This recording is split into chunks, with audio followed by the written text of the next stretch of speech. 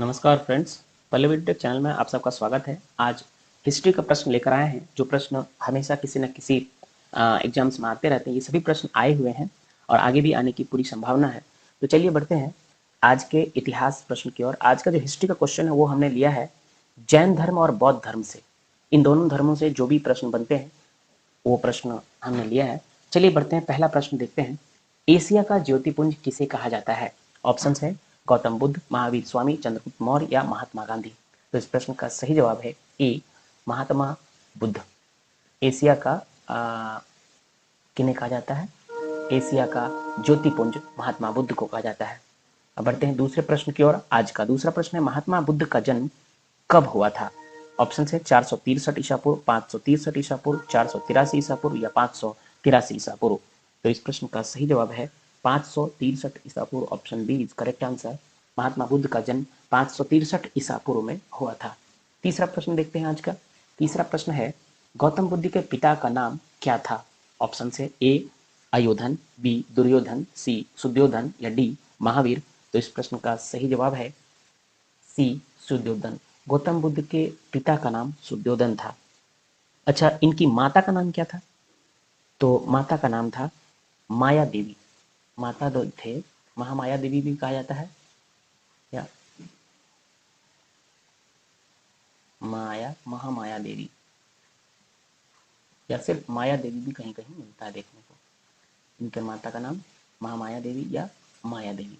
जबकि इनका लालन पालन जो किया था इनकी मौसी ने की थी। सौतेली माँ भी थी, वही मौसी थी, उनका नाम था, या इनकी मौसी कह सकते हैं या सौतेली माँ भी कह सकते हैं। तो यही थे इनकी, उनका नाम था प्रजापति गौतमी। प्रजापति गौतमी।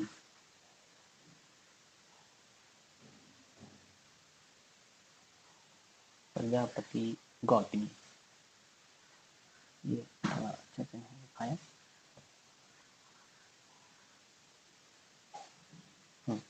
ये माता हो गई महामाया देवी, मौसी या सौतेली माँ प्रजापति गौतमी और उनके पिता का नाम सुद्योधन था। जबकि इनके बचपन का नाम आप लोग जानते होंगे सिद्धार्थ। महात्मा बुद्ध के बचपन का नाम सिद्धार्थ था। चलिए अब तीसरे प्रश्न की ओर बढ़ते हैं।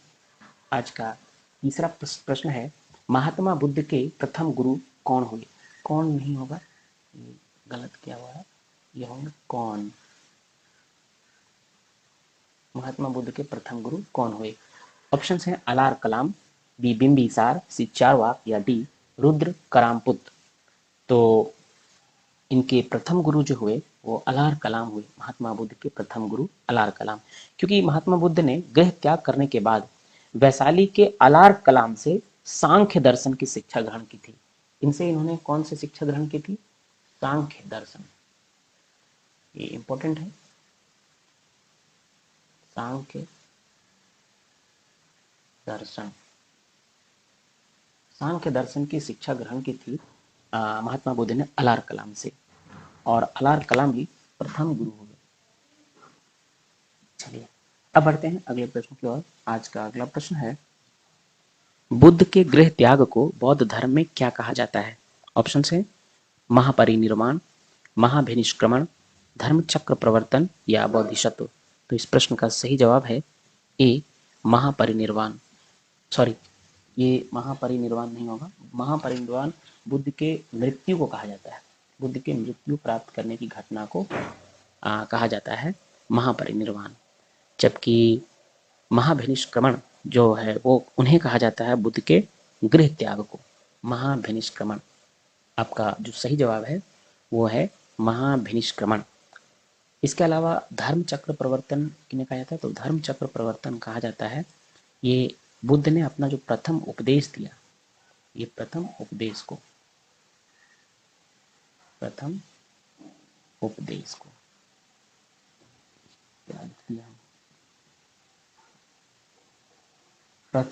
जो उन्होंने दिया उन्हें कहा जाता है धर्म चक्र प्रवर्तन, मृत्यु, महापरिनिर्वाण। और जो उन्होंने गृह त्याग किया उन्हें कहा जाता है महाभिनिष्क्रमण। अब बढ़ते हैं अगले प्रश्न की ओर। छठा प्रश्न है आज का। बुद्ध ने अपने उपदेश किस भाषा में दिए? ऑप्शन है अपभ्रंश, ब्रज, संस्कृत या पाली। तो इस प्रश्न का सही जवाब है डी पाली।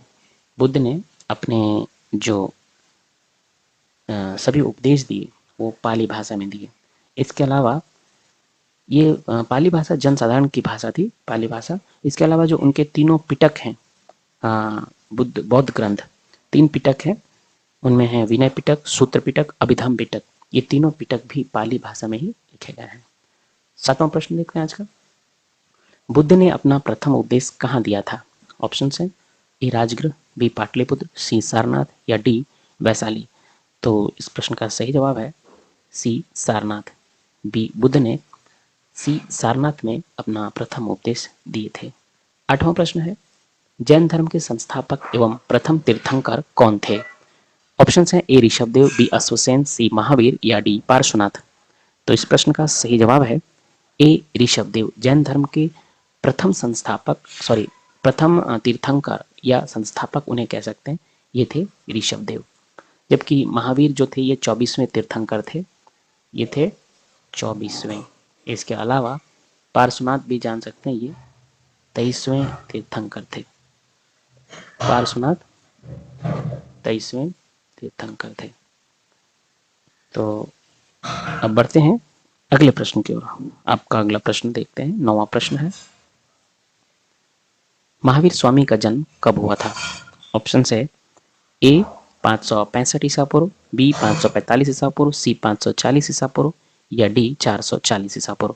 तो इस प्रश्न का सही जवाब है सी 540 ईसा पूर्व। महावीर स्वामी का जन्म 540 ईसा पूर्व में हुआ था। इनका जन्म जो है वो कुंडग्राम, वैशाली के कुंडग्राम में हुआ था। ये याद रखेंगे, कहीं कहीं ऑप्शन वैशाली ही रहता है तो वैशाली लगाएंगे, अगर कुंडग्राम रहा तो कुंडग्राम लगाएंगे। वैशाली की कुंडग्राम में, कुंडग्राम, वैशाली के कुंडग्राम में इनका जन्म हुआ था। अब 10वें प्रश्न की ओर बढ़ते हैं। आज का 10वां प्रश्न है महावीर स्वामी के बचपन का नाम क्या था? ऑप्शन है ए सिद्धार्थ, बी नंदीवर्धन, सी सुद्योधान या डी वर्धमान। तो इस प्रश्न का सही जवाब है डी वर्धमान। वर्धमान महावीर स्वामी के बचपन का नाम था, जबकि सिद्धार्थ ये महात्मा बुद्ध के नाम, ये महात्मा बुद्ध का बचपन का नाम था। 11वें प्रश्न की ओर बढ़ते हैं। आज का 11वां प्रश्न है महावीर स्वामी ने किस वृक्ष के नीचे बैठकर ज्ञान प्राप्त किया था? ऑप्शन है ए साल, बी पीपल, सी बरगद या डी आम। तो इस प्रश्न का सही जवाब है ए साल। महावीर स्वामी ने साल वृक्ष के नीचे बैठकर ज्ञान प्राप्त किया था। जबकि अगर गौतम बुद्ध के बारे में पूछा जाए तो ये पीपल वृक्ष के नीचे, ये कौन थे? गौतम, जैसे दिखा नहीं रहा है, गौतम बुद्ध ने पीपल वृक्ष के नीचे बैठकर ज्ञान प्राप्त किया था।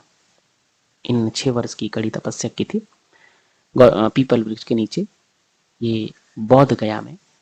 इस वृक्ष का नाम बौद्धि वृक्ष भी इन्हें कहा जाता है। पीपल वृक्ष जो था वो बौद्धि वृक्ष भी था ये। चलिए, तो ये था। लेकिन यहाँ प्रश्न है महावीर स्वामी का किस वृक्ष के नीचे बैठकर ज्ञान प्राप्त किया था? तो महावीर स्वामी ने साल वृक्ष के नीचे बैठकर ज्ञान प्राप्त किए थे। चलिए 11वें प्रश्न की ओर बढ़ते हैं। 11वां प्रश्न है तृतीय बौद्ध संगीति की अध्यक्षता किसने की थी? तृतीय बौद्ध संगीति के बारे में पूछा जा रहा है। ऑप्शन है ए महाकश्यप, बी सभाकामी, सी मोगलीपुत्तिस या डी वसुमित्र। तो इस प्रश्न का सही जवाब है सी मोगलीपुत्तिस। तृतीय बौद्ध संगीति की अध्यक्षता मोगलीपुत्तिस ने की थी। अच्छा, तृतीय बौद्ध संगीति हुई कब थी? तो ये हुआ था 255 ईसा पूर्व में। 255, ये याद रखेंगे, बहुत इंपॉर्टेंट क्वेश्चन है, ये आता है। 255 ईसा पूर्व में हुआ था। 255 ईसा पूर्व में तृतीय बौद्ध संगति का आयोजन हुआ था। इसके अध्यक्ष थे मोगलीपुत्तिस। ये कहाँ हुआ था? तो ये हुआ था पाटलिपुत्र में। पाटलिपुत्र में। उस समय पाटलिपुत्र के शासक कौन थे? तो उस समय पाटलिपुत्र के शासक थे अशोक, सम्राट अशोक, मौर्य वंश के सम्राट अशोक। ठीक है ना, इतना ही प्रश्न इससे आ सकता है। अब 13वें प्रश्न की ओर चलते हैं। 13वां प्रश्न है महावीर स्वामी ने अपना उपदेश किस भाषा में दिया? ऑप्शन है ए प्राकृत, बी पाली, सी संस्कृत या डी हिंदी। तो इस प्रश्न का सही जवाब है ए प्राकृत। महावीर स्वामी ने अपना उपदेश प्राकृत भाषा में दिया था। जबकि हम लोग अभी पीछे पढ़ चुके हैं कि गौतम बुद्ध ने, महात्मा बुद्ध ने अपने जो भी उपदेश दिए वो पाली भाषा में दिए और महावीर स्वामी ने प्राकृत भाषा में दिए। इसके अलावा अब बढ़ते हैं 14वें प्रश्न की ओर। 14वां प्रश्न है, महावीर स्वामी के प्रथम अनुयायी कौन थे? तो महावीर स्वामी के प्रथम अनुयायी, ऑप्शंस हैं ए अजीतनाथ, बी जामिल, सी नरेश या डी सुधर्मा। तो इस प्रश्न का सही जवाब है बी जामिल। महावीर स्वामी के प्रथम अनुयायी जामिल बने। जामिल इनके दामाद थे। कौन थे? महावीर स्वामी के दामाद। जामिल जो थे वो महावीर स्वामी के दामाद थे। इनकी पुत्री महावीर स्वामी की पुत्री जो थी वो प्रियदर्शिनी थी। प्रियदर्शिनी, प्रियदर्शिनी इन्हीं के पति थे। प्रियदर्शिनी इनके पति थे। ये जामिल थे और ये महावीर स्वामी के प्रथम अनुयायी बने। ठीक है, तो ये थे 14वां प्रश्न। 15 प्रश्न की ओर बढ़ते हैं। 15वां प्रश्न है, जैन धर्म के किन दो तीर्थंकरों के नामों का उल्लेख ऋग्वेद में मिलता है? ऑप्शन है ऋषभदेव एवं अरिष्टनेमी, महावीर स्वामी एवं पार्श्वनाथ, ऋषभदेव एवं या डी अजीतनाथ एवं अरनाथ। तो इस प्रश्न का सही जवाब है ए ऋषभदेव एवं अरिष्टनेमी। जैन धर्म के इन दो तीर्थंकरों ऋषभदेव एवं अरिष्टनेमी का नाम ऋग्वेद में मिलता है। अब बढ़ते हैं अगले प्रश्न की ओर, 16वें प्रश्न की ओर। 16वां प्रश्न है आपके सामने। 16वां प्रश्न है, प्रथम जैन संगीति कहाँ हुआ था? ऑप्शन है ए वैशाली, बी पावापुरी, सी पाटलिपुत्र या डी राजगृह। तो इस प्रश्न का सही जवाब है, प्रश्न है प्रथम जैन संगीति कहाँ हुआ था? ऑप्शन है वैशाली, पावापुरी, पाटलिपुत्र या राजगृह। तो इस प्रश्न का सही जवाब है सी पाटलिपुत्र। प्रथम जैन संगीति का आयोजन पाटलिपुत्र में हुआ था 300 ईसा पूर्व में। देखिए ये इंपॉर्टेंट प्रश्न है, ये ज़्यादा फेमस नहीं है। ज़्यादा फेमस है आपका बौद्ध संगीतियाँ। एक बार देखिए, बौद्ध संगीति 4 हुए थे जबकि जैन संगीति 2 हुआ था। तो जैन संगीति जो 2 हुआ उसमें पहला जो है ये प्रथम पाटलिपुत्र में हुआ 300 ईसा पूर्व में। इसके बारे में डिटेल लिख लीजिए। पाटलिपुत्र में हुआ, 300 ईसा पूर्व में हुआ और इसके अध्यक्ष जो थे वो स्थूलभद्र थे। स्थूलभद्र ये प्रथम जैन संगीति का है। जबकि दूसरा जैन संगीति 6ठी शताब्दी में हुआ। कब हुआ? 6ठी शताब्दी में। 6ठी शताब्दी में हुआ दूसरा ये आपका जैन संगीति। और ये कहाँ हुआ? बल्लवी, गुजरात में। ये जगह था बल्लवी। ये बल्लवी कहाँ है? गुजरात में है। इसे लिख लीजिए, गुजरात। ये दूसरा जैन संगीति था जो 6ठी शताब्दी में हुआ, बल्लवी में हुआ, गुजरात में हुआ। और इस समय जो अध्यक्ष थे वो थे क्षमा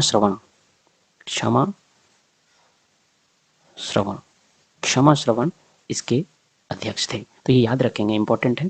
पहला 300 ईसा पूर्व में पाटलिपुत्र में स्थूलभद्र अध्यक्ष थे, दूसरा 6ठी शताब्दी में बल्लवी गुजरात में और क्षमा श्रवण इसके अध्यक्ष थे। चलिए अब 17वें प्रश्न की ओर बढ़ते हैं। 17वां प्रश्न था, महात्मा बुद्ध के जन्म का प्रतीक क्या माना जाता है? महात्मा बुद्ध के जन्म का प्रतीक क्या माना जाता है? ऑप्शन है घोड़ा, कमाल या एवं साढ़। कमाल एवं साढ़ नहीं होगा, ये टाइपिंग मिस्टेक है। कमल एवं साढ़, कमल एवं साढ़, सी स्तूप और डी पीपल वृक्ष। तो इस प्रश्न का सही जवाब है कमल एवं साढ़, बी। महात्मा बुद्ध के जन्म का प्रतीक कमल एवं साढ़ को माना जाता है। जबकि इनके और भी प्रतीक हैं, जैसे गृह त्याग। लिख लीजिए, इंपॉर्टेंट है। इनके गृह त्याग का प्रतीक क्या है? इनके गृह त्याग का प्रतीक है घोड़ा।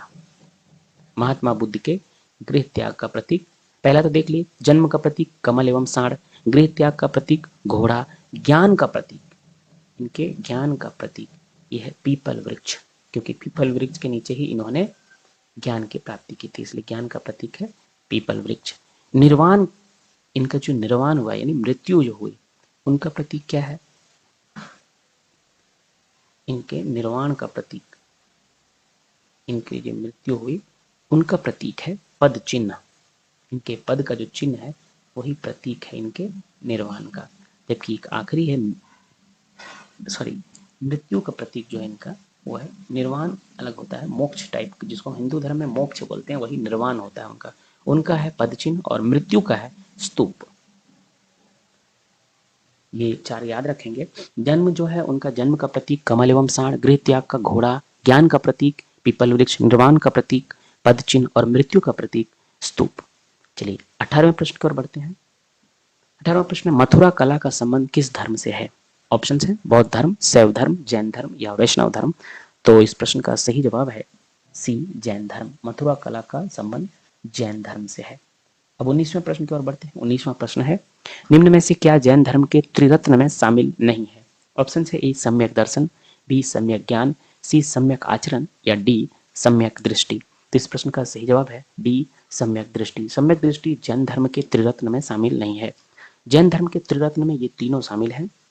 क्या क्या है? सम्यक दर्शन, सम्यक ज्ञान, सम्यक आचरण। ये तीनों ही जैन धर्म के त्रिरत्न में शामिल है, जबकि सम्यक दृष्टि नहीं है शामिल। 20वां प्रश्न है आज का, जैन धर्म के प्रथम तीर्थंकर ऋषभ देव का प्रतीक चिन्ह क्या था? ऑप्शन से ए हाथी, बी कमल, सी स्वस्तिक, डी सांड। तो इस प्रश्न का सही जवाब है सांड। ऋषभ देव के जो प्रथम तीर्थंकर थे उनका प्रतीक चिन्ह है सांड। इसके अलावा जो सबसे इंपॉर्टेंट है वो है महावीर स्वामी का प्रतीक चिन्ह। महावीर स्वामी का प्रतीक चिन्ह, ये 24वें तीर्थंकर थे। महावीर स्वामी का प्रतीक चिन्ह पूछा जाए तो क्या होगा? सिंह।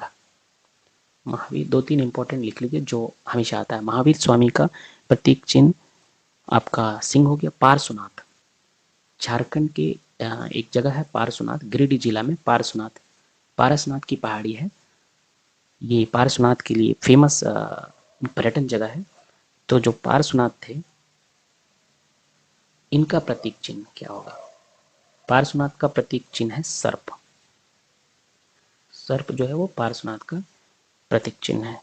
इसके अलावा अरिष्ट नेमी, ये इनके 22वें तीर्थंकर थे।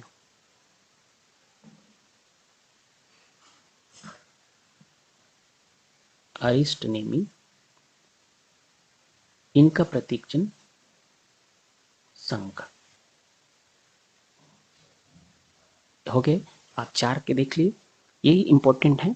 तो प्रथम ऋषभ देव, इनका सांड हो गया। दूसरा नहीं, अब उसके बाद देखेंगे इधर से 24वें, ये थे 24वें तीर्थंकर। 24वें महावीर, उनका सिंह, जबकि 23वें पार्श्वनाथ, उनका सर्प, और 22वें अरिष्ट नेमी, इनका शंख। एक और इंपॉर्टेंट है वो है आपका अजीतनाथ। अजीतनाथ ये दूसरे तीर्थंकर थे। पहले पार्श्वनाथ, दूसरे अजीतनाथ। इनका था हाथी। हाथी ये कौन थे? तो ये दूसरे थे, सेकंड। ये दूसरे तीर्थंकर थे। पहले जैन धर्म के ऋषभ देव, दूसरे अजितनाथ। उसके बाद इंपॉर्टेंट नहीं, बहुत सारे 24 हैं। 22वें अरिष्ट नेमी शंख, तीसरा 23वां पार्श्वनाथ सर्प, और 24वां आखिर थे, ये लास्ट थे, ये सिंह इनका था महावीर स्वामी का। अब 21वां प्रश्न की ओर बढ़ते हैं। 21वां प्रश्न है, किस बौद्ध संगति के बाद बौद्ध धर्म हीनयान एवं महायान में विभाजित हो गया? ऑप्शन है प्रथम बौद्ध संगति, द्वितीय बौद्ध संगति, तृतीय बौद्ध संगति या चतुर्थ बौद्ध संगति। तो इस प्रश्न का सही जवाब है चतुर्थ बौद्ध संगति के बाद बौद्ध धर्म 2 भागों में, हीनयान और महायान में विभाजित हो गया। चतुर्थ बौद्ध संगति ये हुआ कब था? चतुर्थ बौद्ध संगति कब हुआ था? ईसा की प्रथम शताब्दी में, है ना? कब हुआ था? प्रथम सेंचुरी में, ईसा की प्रथम शताब्दी में। इनका कोई एग्जैक्ट डेट नहीं है, ईसा की प्रथम शताब्दी में ही माना जाता है। और ये हुआ कहाँ था? तो ये कश्मीर में हुआ था, कुंडल वन। कश्मीर के एक जगह है कुंडल वन में, कश्मीर के कुंडल वन में हुआ था। इनकी अध्यक्षता किसने की थी? तो इनकी अध्यक्षता वसुमित्र ने की थी, या अश्वघोष भी बोल सकते हैं। वसुमित्र, अश्वघोष दोनों ने मिलकर की थी, या दोनों एक ही का नाम है, ये कंफ्यूजन है। लेकिन दोनों में से कोई भी ऑप्शन रहे, वसुमित्र या तो वसुमित्र या अश्वघोष, अश्वघोष, इनमें से कोई भी रहे तो ये आपका सही जवाब होगा, वसुमित्र या अश्वघोष। चलिए अब 21वें प्रश्न की ओर बढ़ते हैं। अच्छा, इसमें शासक कौन था? शासक थे कनिष्क। कनिष्क, है ना? अब 22वें प्रश्न की ओर बढ़ते हैं। 22वां प्रश्न है, जैन तीर्थंकरों की जीवनी कल्पसूत्र में है, इसकी रचना किसने की है? ऑप्शन है आपके सामने, ऑप्शन देखिए, भद्रबाहु, स्थूलभद्र, जामिल या अलार कलाम। तो इसका सही जवाब है भद्रबाहु। जैन तीर्थंकरों की जीवनी भद्रबाहु द्वारा रचित कल्पसूत्र में है। Option A Bhadrabahu is correct answer. 23वां प्रश्न है आपका। 23वां प्रश्न है, निम्न में से किस धर्म में पुनर्जन्म की परिकल्पना तो है परंतु आत्मा की परिकल्पना नहीं है? ऑप्शन से ए वैष्णव, बी जैन, सी बौद्ध या डी शैव। तो इस प्रश्न का सही जवाब है सी बौद्ध। बौद्ध धर्म में पुनर्जन्म की परिकल्पना है परंतु आत्मा की परिकल्पना नहीं है ना। जबकि जैन धर्म के बारे में बात करें तो जैन धर्म में ईश्वर की मान्यता नहीं है, जैन धर्म में आत्मा की मान्यता है। जैन धर्म में ईश्वर की मान्यता नहीं है जबकि आत्मा की मान्यता है। महावीर जो थे वो पुनर्जन्म एवं कर्मवाद में भी विश्वास करते थे। लेकिन जब जैन धर्म बौद्ध धर्म की बात आती है तो बौद्ध धर्म अनीश्वरवादी है, आत्मा की परिकल्पना भी नहीं है इसमें। अब बढ़ते हैं 24वें प्रश्न की ओर। 24वां प्रश्न है, महात्मा बुद्ध की मृत्यु कब हुई थी? तो ऑप्शंस हैं 483 ईसा पूर्व, 460 ईसा पूर्व, 560 ईसा पूर्व या 583 ईसा पूर्व। तो इस प्रश्न का सही जवाब है ए, ऑप्शन ए 483 ईसा पूर्व। महावीर स्वामी का जन्म 80 वर्ष की उम्र में कब हुआ था? 80 वर्ष की उम्र में, 80 वर्ष की उम्र में या 80 वर्ष के थे, 80 वर्ष की उम्र में 483 ईसा पूर्व में। कहाँ हुआ था? तो ये हुआ था आपका उत्तर प्रदेश के कुशीनगर में। कुशीनगर में, उत्तर प्रदेश के कुशीनगर में हुआ था। अब आखिरी प्रश्न है आज का 25वां प्रश्न। इनमें से किस जैन तीर्थंकर को भगवान कृष्ण का निकट संबंधी माना जाता है?